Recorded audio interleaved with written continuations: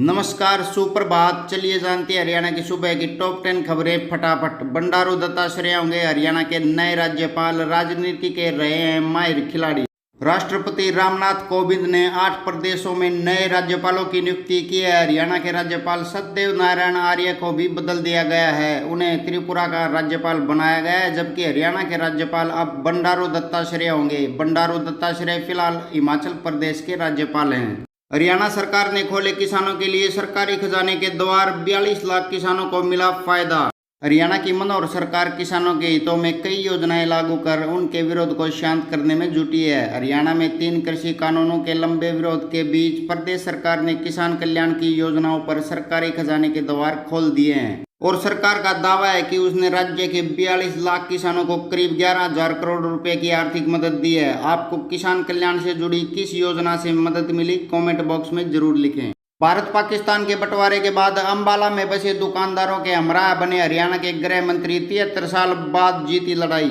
73 साल की लंबी लड़ाई के बाद हरियाणा के गृह मंत्री ने दुकानदारों को राहत प्रदान की है। आपको बता दें कि भारत पाकिस्तान बंटवारे के बाद अंबाला पहुंचे लोगों को रिफ्यूजी मार्केट यानी राय मार्केट में पक्की दुकान बनवाने की मनाही थी। राय मार्केट के प्रधान हरप्रीत सिंह बब्बर बताते हैं कि यहाँ के दुकानदारों की 2 से 3 पीढ़ियां यहाँ कारोबार करती आ रही हैं, पर इन्हें दुकान का मालिकाना हक नहीं है। लेकिन गृह मंत्री अनिल विज के आदेश के बाद इन दुकानों की रजिस्ट्री होगी, पक्की दुकानें भी बनेंगी व दुकानदारों को इनका मालिकाना हक भी मिलेगा। गृह मंत्री अनिल विज बोले, राहुल को देश के विकास से होती है तकलीफ। राहुल गांधी ने राफेल सौदे पर की थी टिप्पणी। राफेल सौदे को लेकर कांग्रेस नेता राहुल गांधी ने भाजपा सरकार पर निशाना साधा। इस पर पलटवार करते हुए गृह मंत्री ने कहा, राफेल सौदे के मामले में सुप्रीम कोर्ट अपना फैसला क्लियर कर चुका है। राहुल गांधी को देश के बढ़ते विकास पर तकलीफ होती है, इसलिए वह बेवजह आरोप लगाते रहते हैं।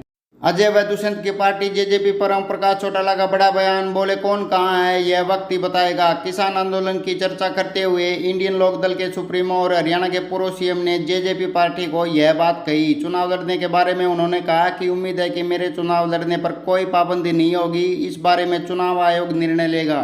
हरियाणा में नए दल के गठन की सुगबुगाहट। हुड्डा और शैलजा में चल रही तनातनी से बन रहा माहौल।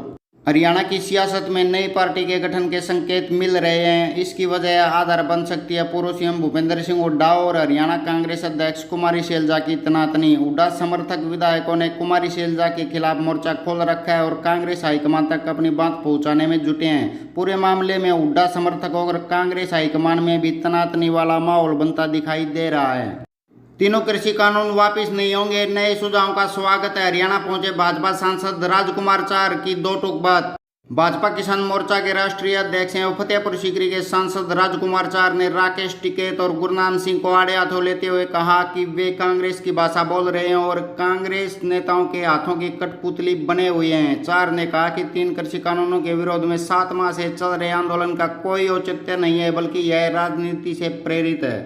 किसान जत्थेबंदियां यदि सोचती हैं कि 3 कृषि कानून वापस होंगे तो यह उनकी भूल है, लेकिन यदि वे किसानों के कल्याण के लिए किसी तरह का नया सुझाव देना चाहते हैं तो उनका बातचीत के लिए स्वागत है। आईआईटी कानपुर के शोध में खुलासा। उत्तर पश्चिम भारत के पंजाब और हरियाणा राज्यों का भूजल स्तर पिछले 4 दशकों में सबसे नीचे गिरा।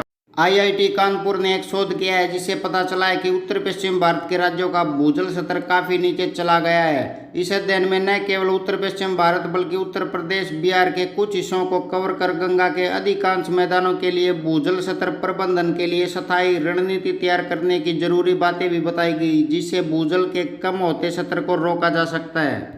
कोरोना संक्रमण मुक्त होने लगा हरियाणा। 8 जिलों में कोई नया केस नहीं, 24 घंटे में 10 की मौत।